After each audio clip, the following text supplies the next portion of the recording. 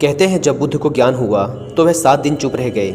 चुप्पी इतनी मधुर थी, ऐसी रसपूर्ण थी, ऐसा रोम रोम उसमें नहाया सराबोर था, बोलने की इच्छा ही न जागी, बोलने का भाव ही न पैदा हुआ। कहते हैं देवलोक थरथराने लगा। कहानी बड़ी मधुर है। अगर कहीं देवलोक होगा तो जरूर थरथराया होगा। कहते हैं ब्रह्मा स्वयं घबरा गए, क्योंकि कल्प बीत जाते हैं, हजारों हजारों वर्ष बीत जाते हैं, तब कोई व्यक्ति बुद्धत्व को प्राप्त होता है। ऐसे शिखर से अगर बुलावा ना दे तो जो नीचे अंधेरी घाटियों में भटकते लोग हैं उन्हें तो शिखर की खबर भी ना मिलेगी। वे तो आंख उठाकर देख भी ना सकेंगे। उनकी गर्दनें तो बड़ी बोझिल हैं। वस्तुतः वे चलते नहीं, सरकते हैं, रेंगते हैं। आवाज़ बुद्ध को देनी ही पड़ेगी, बुद्ध को राजी करना ही पड़ेगा। जो भी मौन का मालिक हो गया है उसे बोलने के लिए मजबूर करना ही पड़ेगा। कहते हैं ब्रह्मा सभी देवताओं के साथ बुद्ध के सामने मौजूद हुए। वे उनके चरणों में झुके। हमने देवत्व से भी ऊपर रखा है बुद्धत्व को। सारे संसार में ऐसा नहीं हुआ। हमने बुद्धत्व को देवत्व के ऊपर रखा है। कारण है देवता भी तरसते हैं बुद्ध होने को। देवता सुखी होंगे, स्वर्ग में होंगे, अभी मुक्त नहीं हैं, अभी मोक्ष से बड़े दूर हैं, अभी उनकी लालसा समाप्त नहीं हुई, अभी तृष्णा नहीं मिटी, अभी प्यास नहीं बुझी।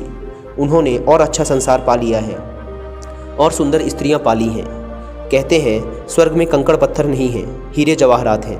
कहते हैं स्वर्ग में जो पहाड़ हैं वे शुद्ध स्फटिक मणिक के हैं।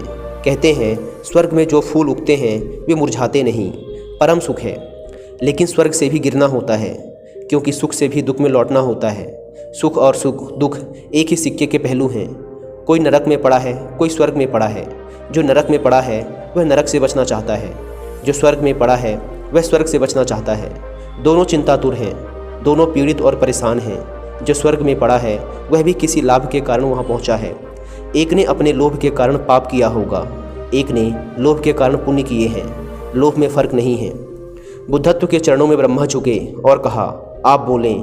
आप ना बोलेंगे तो महादुर्घटना हो जाएगी, और एक बार यह सिलसिला हो गया तो आप परंपरा बिगाड़ देंगे।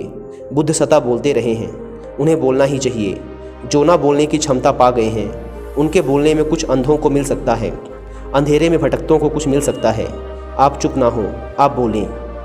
किसी तरह बामुश्किल बुद्ध को राजी किया। कहानी का अर्थ इतना ही है कि जब मौन हो जाते हो तो अस्तित्व भी प्रार्थना करते हैं कि बोलो। करुणा को जगाते हैं। उन्हें रास्ते का कोई भी पता नहीं, उन्हें मार्ग का कोई भी पता नहीं है। अंधेरे में टटोलते हैं, उन पर करुणा करो, पीछे लौटकर देखो। साधारण आदमी वासना से बोलता है, बुद्ध पुरुष करुणा से बोलते हैं। साधारण आदमी इसलिए बोलता है कि बोलने से शायद कुछ मिल जाए। बुद्ध पुरुष इसलिए बोलते हैं कि शायद बोलने से कुछ बट जाए। बुद्ध इसलिए बोलते हैं कि तुम भी साझीदार हो जाओ उनके परम अनुभव में। पर पहले शर्त पूरी करनी पड़ती है, मौन हो जाने की, शून्य हो जाने की। जब ध्यान खिलता है, जब ध्यान की वीणा पर संगीत उठता है, जब मौन मुखर होता है, तब शास्त्र निर्मित होते हैं। जिनको हमने शास्त्र कहा है वह ऐसे लोगों की वाणी है जो वाणी के पार चले गए थे, और जब भी कोई वाणी के पार चला गया उसकी वाणी शास्त्र हो जाती है, आप्त हो जाती है।